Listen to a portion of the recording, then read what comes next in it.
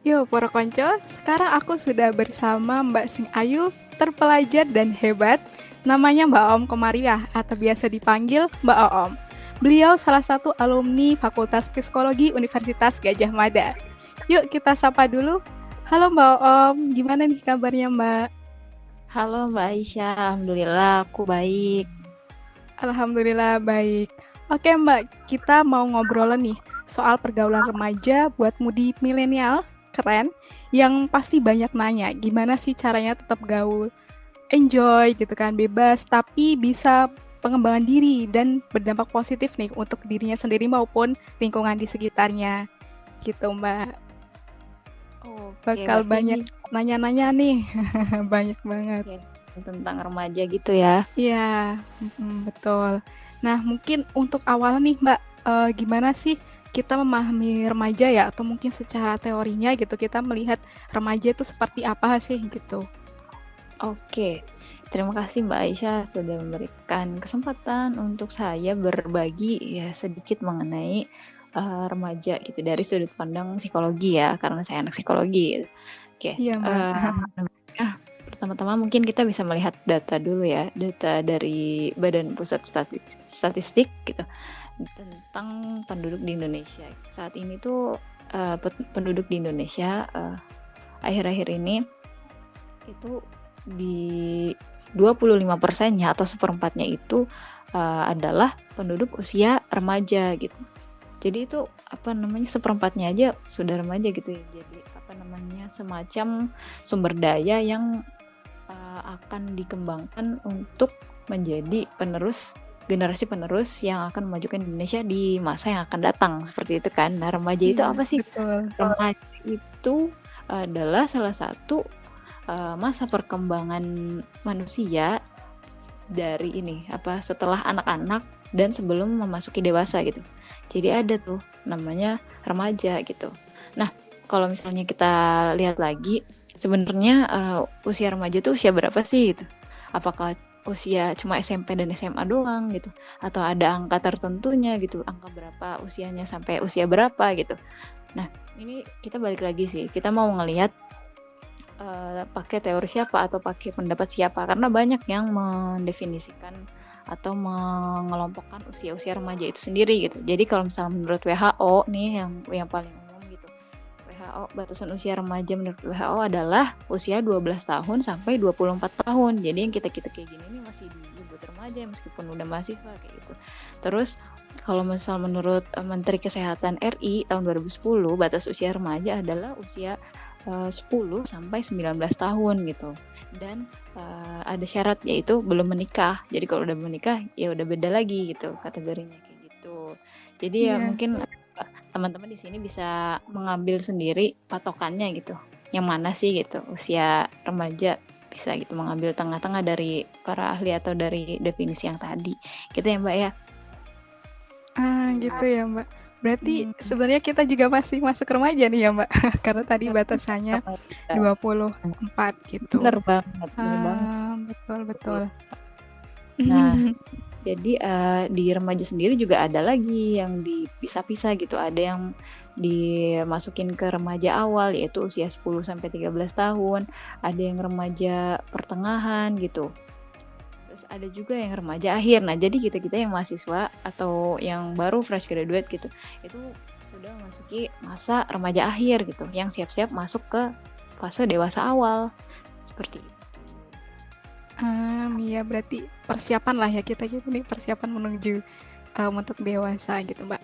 Nah, terus Benar. kemudian ini, Mbak, di rentang waktu segitu tadi kan, banyak nih teman-teman yang merasa itu mungkin remaja di sana juga merasa bahwa dia sedang mencari jati dirinya gitu atau identitas dirinya.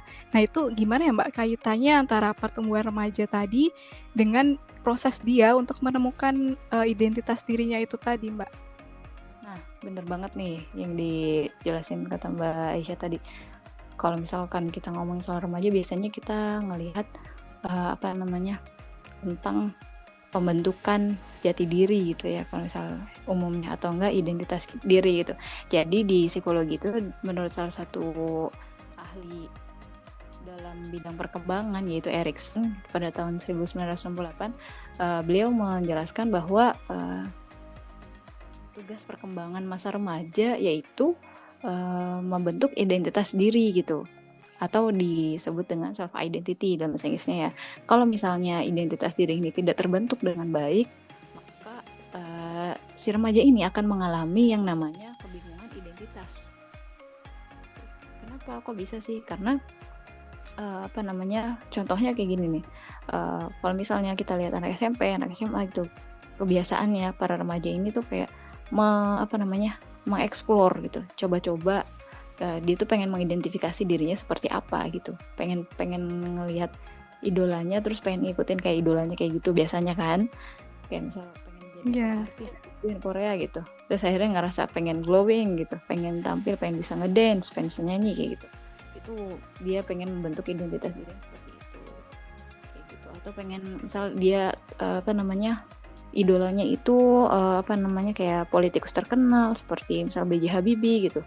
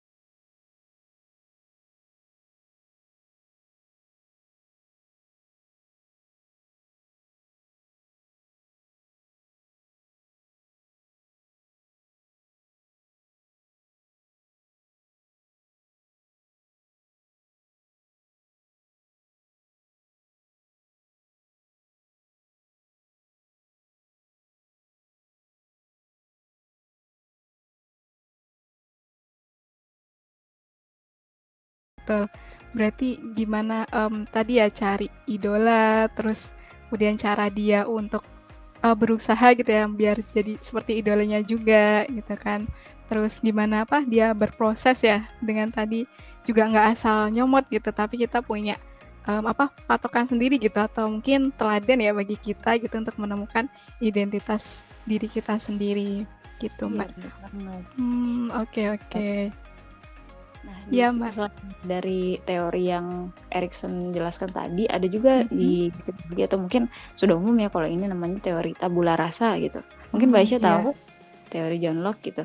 Nah, yang mengatakan bahwa kita manusia itu dilahirkan seperti kanvas putih yang siap untuk dilukis dengan berbagai macam warna gitu.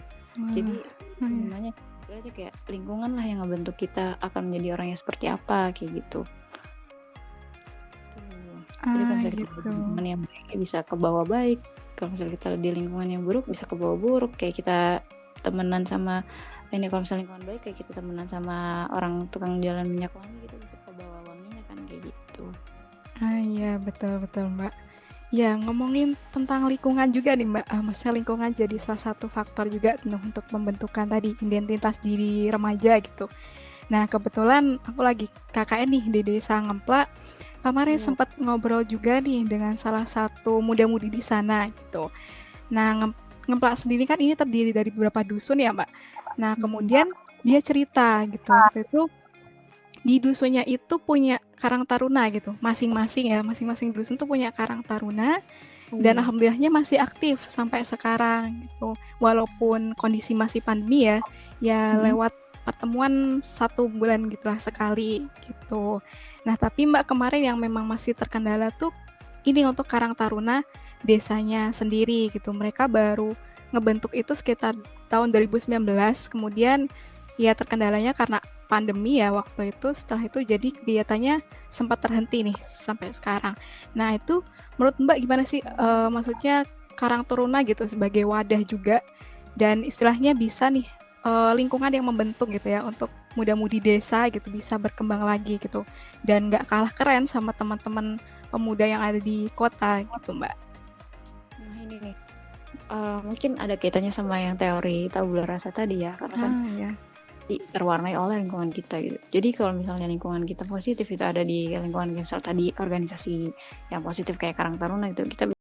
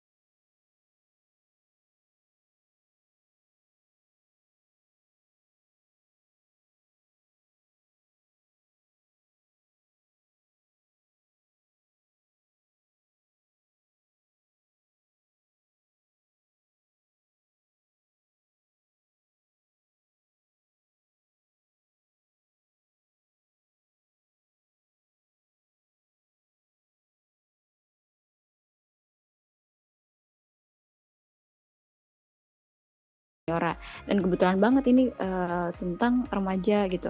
Jadi kami itu meneliti sebuah komunitas kreatif di salah satu daerah di Jawa Tengah gitu.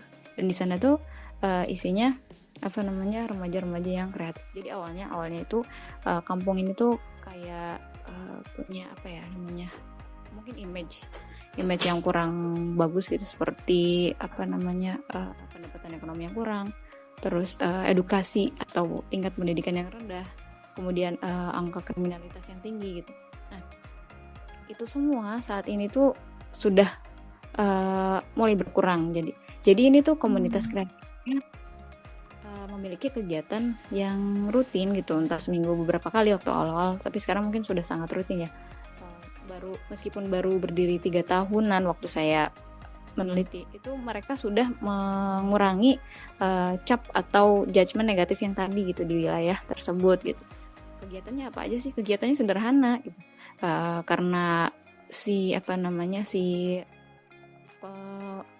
founder atau penemu dari kreatif ini itu merupakan orang yang concern di bidang sastra gitu. Jadi memberikan kegiatan kreatif seperti membuat puisi, membuat lagu gitu, atau melakukan kegiatan-kegiatan kreatif lain seperti bergerak kayak senam gitu, ada pergerakan olahraga gitu ya Mbak. Iya, untuk anak-anak dan juga remaja yang ada di wilayah tersebut gitu. Akhirnya mereka kan dari yang awalnya itu mereka itu malu-malu banget, Iya. gitu kan, sempat kita ajak ngobrol, tapi lama-lama mereka tuh kayak terbiasa ikutan kegiatan positif itu. Awalnya kan gak ada kegiatan, di rumah aja, lama-lama mereka ikutan. Pertama karena ikutan temen gitu, kedua karena suka gitu, yang ketiga jadi terbiasa kan ngikut kegiatan positif, bisa bikin puisi, bisa bikin prosa, lagu dan sebagainya. Akhirnya kan pelan-pelan coba dilombakan gitu, diikutkan ke lomba. Awalnya mungkin gagal, terus lama-lama jadi menang, terus lama-lama jadi menumbuhkan rasa percaya diri gitu kan di para remaja ini. Akhirnya mereka punya prestasi gitu dari kegiatan sederhana yang mereka lakukan di rutinannya di rumah itu gitu. Dari situ kemudian bisa mengubah yang tadinya persepsi tentang pendidikan itu, kayak mikirnya wah habis saya kan SMP, habis ini SMA terus langsung SMK aja gitu katanya. SMP ke SMK aja biar langsung kerja kan, pikirnya kayak gitu. Tapi lama-lama dari si relawan di rumah kreatif ini tuh para mahasiswa gitu, kayak ngelihat mahasiswa ternyata kayak gini ya. Karena mereka punya contoh sosok yang bisa diikuti gitu. Oh, aku juga pengen deh jadi mahasiswa, aku pengen kuliah kayak gitu. Akhirnya mereka pada melanjutkan pendidikan ke SMA, kemudian sekarang sudah mulai masuk kuliah gitu. Jadi kayak pelan-pelan stigma negatif di lingkungan tersebut itu terkurangi melalui kegiatan yang awalnya sederhana, tapi karena dilakukan terus menerus gitu konsisten, jadi bisa mengubah uh, stigma negatif seperti itu. Iya, keren banget berarti ya. Bisa jadi salah satu inspirasi buat teman-teman nih bahwa ada komunitas kreatif gitu yang istilahnya menggerakkan nih buat teman-teman bisa apa ya lebih berpikir panjang juga ya untuk terkait gimana kuliah maupun sekolah atau memandang pendidikan itu seperti apa dan bisa juga meningkatkan produktivitas ya istilahnya walaupun di rumah saja gitu. Oke, Mbak. Iya, sama pertanyaan nih, Mbak. Maksudnya untuk tadi ya membentuk pergaulan seperti itu ataupun komunitas seperti itu sebenarnya perlu dukungan siapa sih Mbak? Kan nggak mungkin cuma hanya remajanya aja gitu atau muda-mudinya gitu. Bener banget kalau misalnya pengen bikin kegiatan seperti itu memang nggak gampang kalau misalnya bermodalkan dari kemauan si remaja gitu. Pasti ada Iya. dari orang dewasa sama warga setempat. Kalau misalkan kita lihat dari komunitas yang tadi saya ceritakan itu kan ada salah satu warga yang beliau itu dosen ya, emang basicnya beliau itu dosen, jadi punya skill atau kesadaran untuk mendidik itu tinggi gitu. Jadi beliau yang memfasilitasi seperti tempat belajarnya gitu, kemudian fasilitas alat tulisnya, waktunya gitu, itu dari dosen tersebut. Kemudian si dosen ini kan punya mahasiswa-mahasiswa yang dipercaya, kemudian diajak untuk menjadi relawan gitu di komunitas kreatifnya. Akhirnya beberapa mahasiswanya itu bersedia untuk tinggal di desa tersebut untuk menjadi relawan yang bisa membantu kegiatan kreatif di kampung tersebut tuh biar berjalan secara konsisten dalam waktu yang lama gitu, kayak gitu. Jadi kalau misalkan awalnya tadi si remaja ini pada malu-malu terus ikutan main, awalnya kan mungkin orang tuanya pada nggak paham ya ini tuh komunitas apa sih gitu, tapi kan lama-lama terbukti dengan adanya prestasi atau dengan perubahan kepercayaan diri yang dimiliki oleh para remaja gitu. Akhirnya kan stigma yang dimiliki orang tua itu lama-lama kan kayak beralih gitu. Oh, yang tadinya pikirnya tuh kalau belajar ya berarti di sekolah aja, oh sekarang enggak gitu, belajar tuh bisa di mana aja gitu. Bahkan itu bisa menambah pengetahuan baru meskipun sambil main-main, sambil bercanda kayak gitu. Wah, ya berarti perlu dukungan tadi ya, maksudnya butuh relawan juga dari dosen mungkin salah satunya atau mahasiswa nih, bener ya. Mungkin bisa juga momentumnya di KKN seperti ini atau mungkin di kegiatan-kegiatan lain, bisa nih mahasiswa untuk berarti bantu ya, ikut bantu untuk remaja-remaja di desa dan seperti tadi ya, maksudnya berupaya untuk tetap ini nih, mengedukasi juga para orang tua gitu buat untuk tetap ngedorong dan ngedukung anak-anaknya itu ya bisa untuk lebih percaya diri lagi. Oke, ya berarti memang perlu ini ya Mbak, sinergi juga ya sebenarnya antara mahasiswa sama teman-teman muda-mudi di desa gitu. Oke Mbak, mungkin ini terakhir juga sebagai penutup, ada tips dan trik mungkin ya untuk teman-teman yang masih aktif di Karang Taruna ataupun yang masih terkendala juga dan sempat macet ya mungkin kegiatan di Karang Tarunanya biar bisa aktif lagi nih dengan ada momentum mungkin di rumah saja ya, walaupun di rumah saja dan online tapi masih tetap bisa berkegiatan gitu. Oke. Jadi tipsnya begini sih.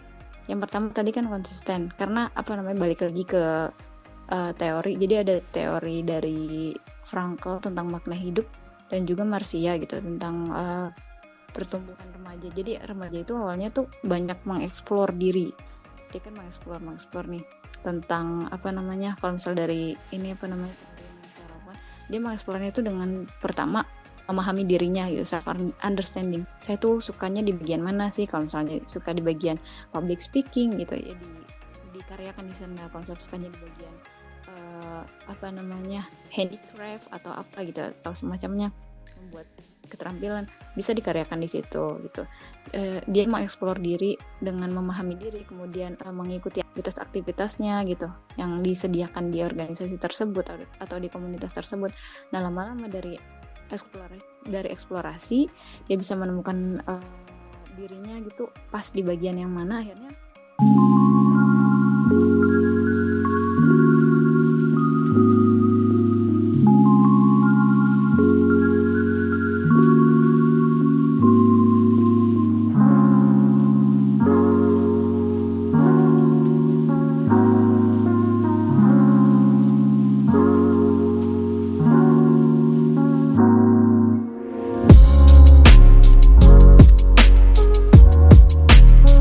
berdasarkan perilaku, berdasarkan pengalamannya itu membentuk dirinya menjadi seseorang yang kreatif seperti itu. Jadi kalau misalnya sudah ada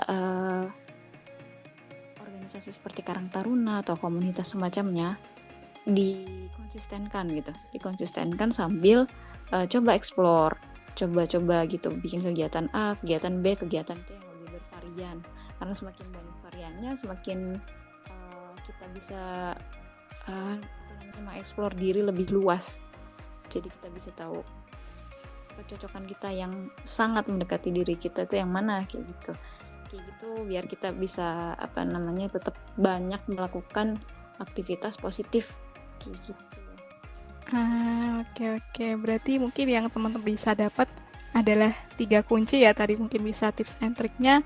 Pertama, eksplorasi gitu kan, terus konsisten sama komitmen nih. Berarti bisa dicoba sama teman-teman Karang Taruna nanti misalkan explore lagi ya atau mencari variasi-variasi kegiatan gitu, walaupun sekarang masih online dan keadaannya pandemi tapi tetap bisa untuk berkegiatan gitu, biar Karang Tarunanya juga tetap aktif ya Mbak, atau konsisten ada gitu, jangan sampai hilang gitu dan nggak berbekas sama sekali gitu kan ya. Oke. Benar banget. Oke. Ya, wah ini yang ngobrol yang mantul sekali ya Mbak ya. Materinya tadi cukup menarik walaupun kita cuma sebentar gitu ya.